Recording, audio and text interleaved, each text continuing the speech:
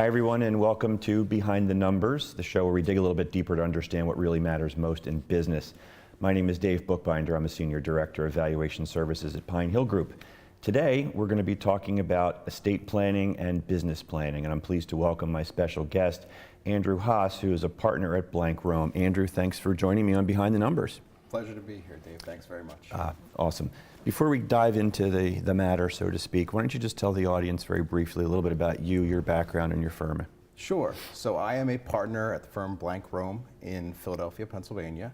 My practice is tax, estate, and business planning, and we call that our private client group at the firm. That group is part of a larger tax benefits and private client group, which makes up one of the many groups in our full-service firm. And a little bit about Blank Rome. Blank Rome is a national firm that was founded in Philadelphia. We have 13 offices, 600 attorneys, and like I said, it's a full-service firm. So, and that's especially important with the estate planning world because, as you know, people's wealth comes in all different shapes and sizes. So sometimes we need to rely on subject matter experts in other areas to assist as part of the estate planning process. Sure. So let's dive in and maybe dispel one of the myths that people may have about estate planning, and that being that estate planning is really only for the super wealthy. Yeah, I do get that quite a bit, and sometimes people say, well, I can just get a will on LegalZoom or something like that, and I don't need to go to an estate planning attorney. And the answer is really that you need a customized estate plan. An estate plan is not just a will. It requires a coordination of multiple things because the assets that people accumulate have different characteristics. You can have assets that are controlled by different operating agreements. You could have assets that are controlled by how they're titled. You can have assets that are controlled by a beneficiary designation. And then you have the assets that are controlled by your will, the individual assets. So a true estate plan is not simply a document, not simply a will, it's the coordination of everything. So that's really why it's very important for everyone to have an estate plan broadly, but specifically a will as well.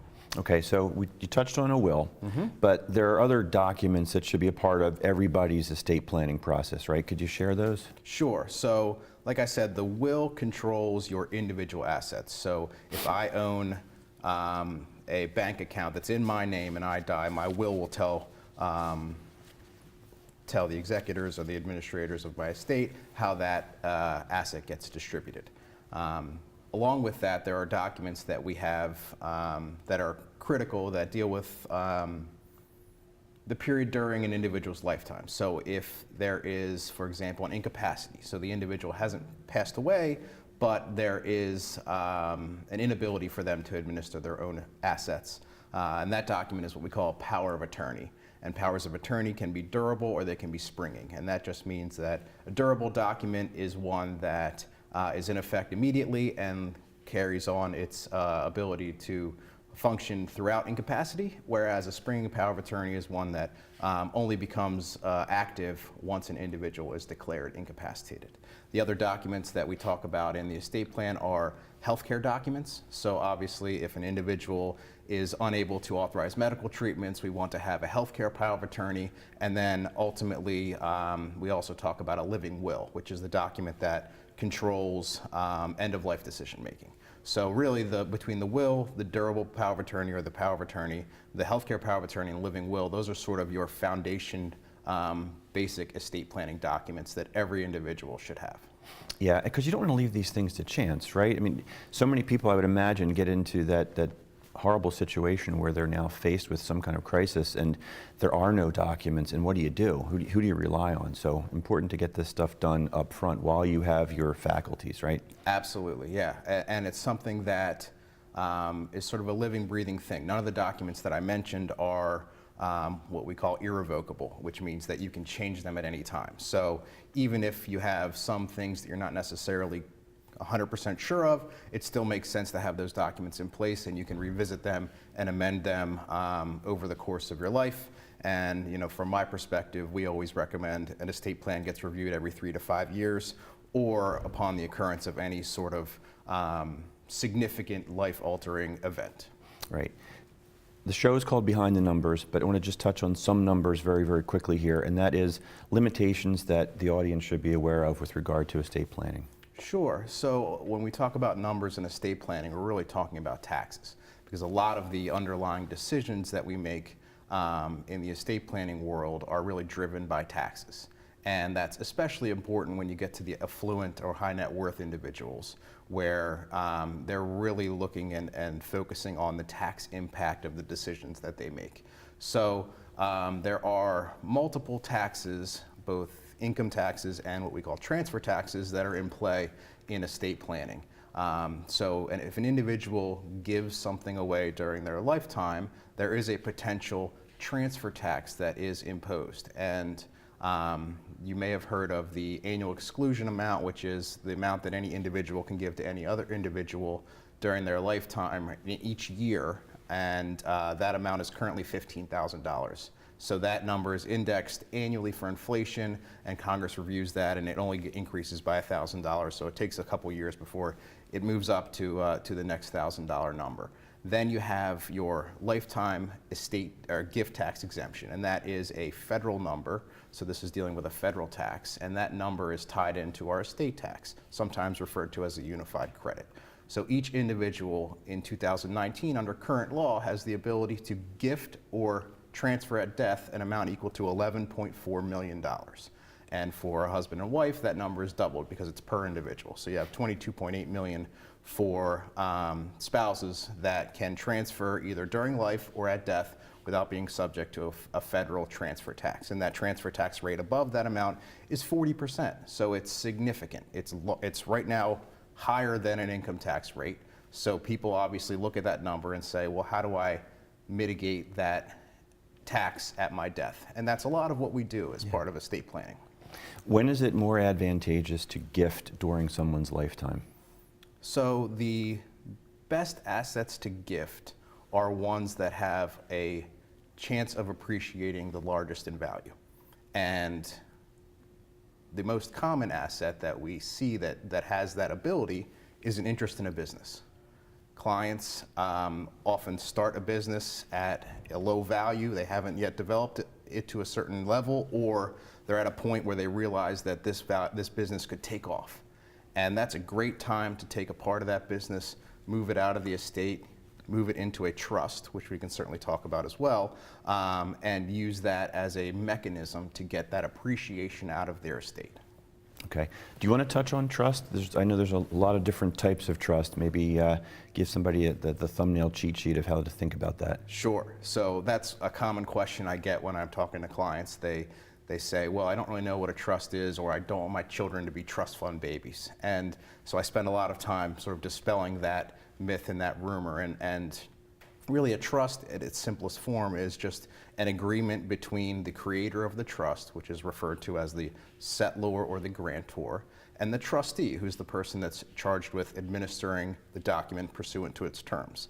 And then you have the trust agreement itself, which lays out the provisions for how the trust gets administered, who the beneficiaries are, how they get access to the money, what the restrictions are with regard to how the assets get invested. So that's really it. And it's sort of like creating your own little world. So the client can create a trust for the benefit of a child, for example, that says, I want the trust to be there for the benefit of the child, but I don't want them to be relying on the trust. It's not like the trust is going to be the child's only source of income, and it's going to make them unmotivated to go out and get a job, be active, or, have a traditional, work-life experience. I usually talk about that with clients and say there are benefits not only from a motivation standpoint to hold assets back from a child, but also there are other benefits for trusts, such as protection from creditors, protection from, in the unlikely event or potential event of a divorce. You have, if an inheritance comes into an individual and they're married and they commingle that asset then becomes a marital asset, which could potentially be divided equitably during a divorce proceeding. So holding assets in trust for the benefit of a child generally prevents those assets from being subject to a divorce. So that's a big a big concept that resonates well with clients is sort of that let's at least hold assets in trust until a child may go through sort of that typical first marriage time period. Yep. And so that generally clients will warm up to that. And I always start and recommend assets being held in trust as they pass to the next generation, and kind of work with the client and sort of make them convince me why it shouldn't be in trust. Gotcha. We've got to take a break, but real quick, Andrew, tell people how they can contact you if they want to learn more about this topic. Sure. So my firm has a website. It's blankrome.com, BLANKROME.com, and you can reach me directly. My email address is my last name, HAAS, then a dash or a hyphen, first initial A, @blankrome.com. Great, thank you. On that note, we're going to take a very quick commercial break. Don't go away. We'll be right back with my guest, Andrew Haas.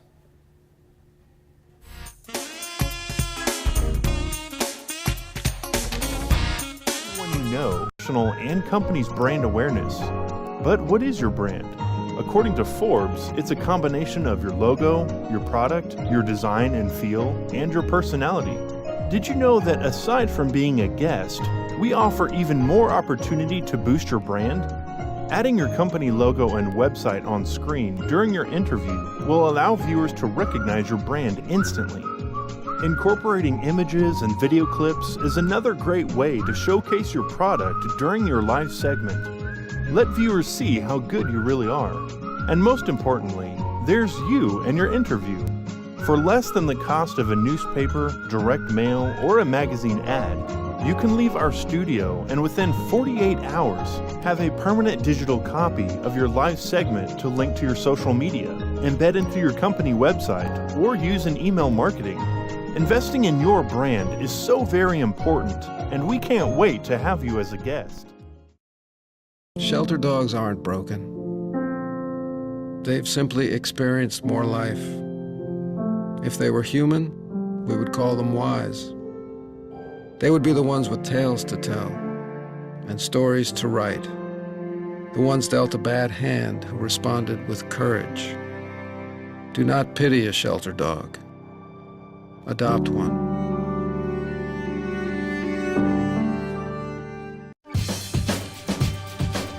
Say we've got grit, and we'll take it as a compliment.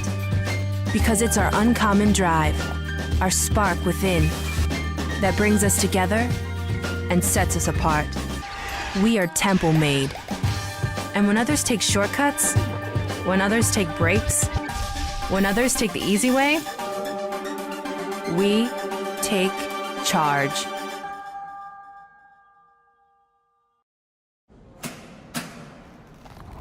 I work 13 hours a day, 6 days a week. So when I'm off the clock, I gotta get stuff done. So when I need a snack, I need something healthy, tasty, and easy to eat. Like wonderful pistachios without the shells.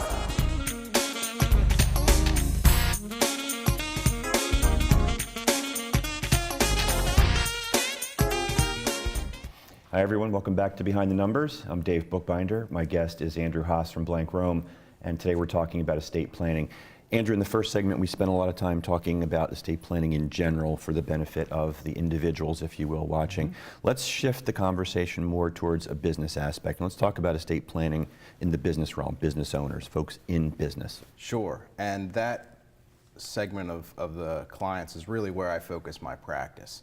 The business owner has specific needs and concerns around estate planning that require a sort of a special subsection of estate planning work.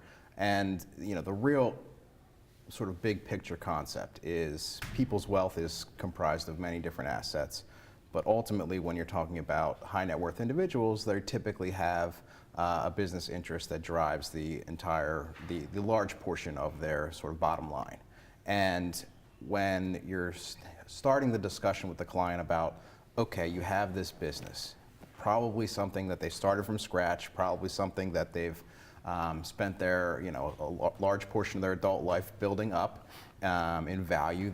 They sort of use it, potentially as their piggy bank for all of their sort of day-to-day expenses. They may, have their health care running through it. They may have their cars and phones and all those things. And you start talking about, okay, what if that asset wasn't there and instead we had, a large chunk of money in a bank account? How does that change your day-to-day operations. How does that change your lifestyle? How do you calculate sort of what the value that you're going to need to be able to live comfortably for the remainder of your life? So it's really a discussion, and it really requires the coordination of experts around the table, around the sort of the estate planning table. So when we talk about that, we're talking about, you know, the accountants, the financial advisors, perhaps there's a life insurance professional that's involved. Those are really the people that are all part of this discussion. And so you talk to the client and you say, okay, there's, you know, sort of the exit strategy, which is let's sell this business, in which case we start talking about pre-exit planning. Or there's let's look at transitioning this business perhaps to a younger generation, or perhaps to a key, you know, employee that you trust and want to give them control.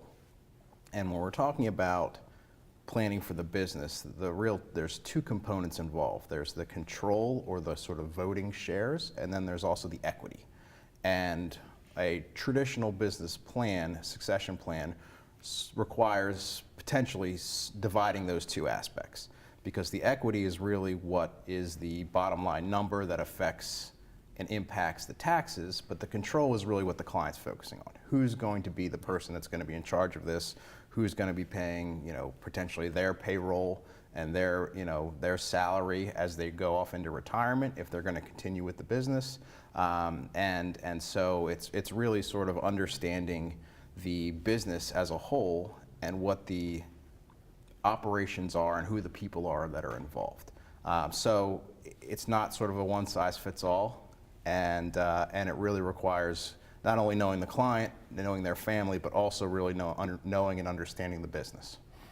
Yeah, and what you said resonates a lot. And, you know, in my world as a valuation professional, I help clients with valuing their business interests, sometimes for estate planning purposes. And I've interviewed a number of investment bankers on this program, and a recurring theme around exit planning with business owners is they're reluctant to think about it and do it because they don't know what they're going to do next. Mm-hmm. And I wanted to get your perspective. What do you see when you're talking to business owners about exit planning? Are they hesitant to be thinking about that? Yes, I think especially when it's, you know, first generation business and they've built it from scratch, it's part of their life. It's really their day-to-day operations. It's part of who they are, and they see, you know, their blood, sweat, and tears in that business, and it's really hard for them to imagine a life without that. And I think it's the mentality of the business owner. They have that, you know, spirit and drive that really made them successful in the first place. And it's hard to kind of see where they go from there. Yeah. So, you know, there's different ways. Obviously, you talk to, you know, the M&A attorneys and the investment bankers on your programs about sort of keeping some sort of equity involved. So they may have an exit, but they may have, you know, some sort of trailing equity interest, or may have some sort of involvement going forward in the business.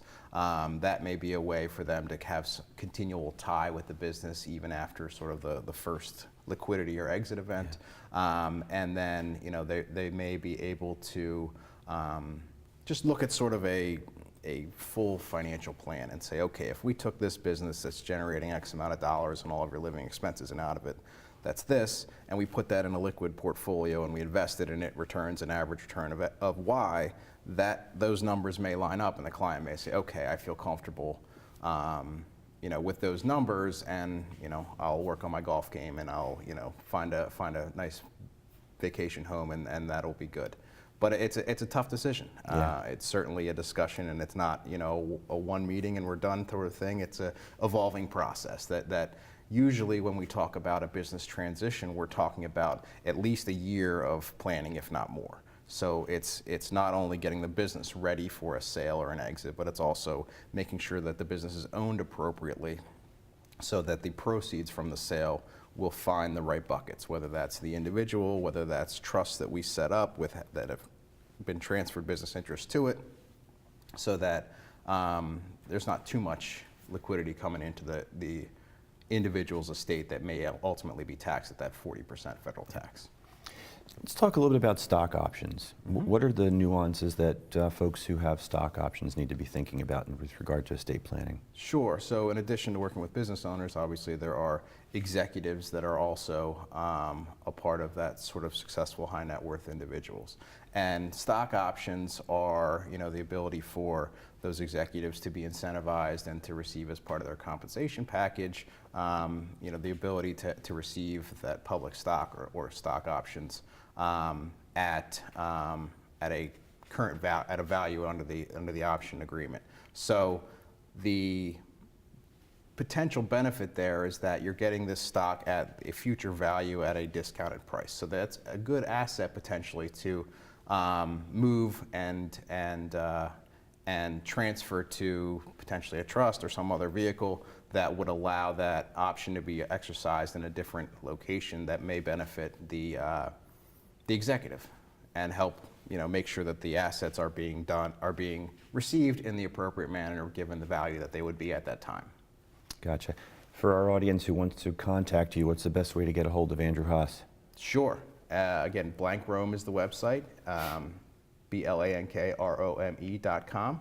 And the best way to get to me is my email, haas-a@blankrome.com. You also help professional athletes in this high net worth individual world. And I imagine they're a somewhat unique animal, so to speak. Talk a little bit about what it's like to work with professional athletes in this realm. Sure. So when I sit down with a professional athlete, I really impress upon them that I'm not really interacting with them as an individual, but them sort of as a business. And I fill the role as their general counsel.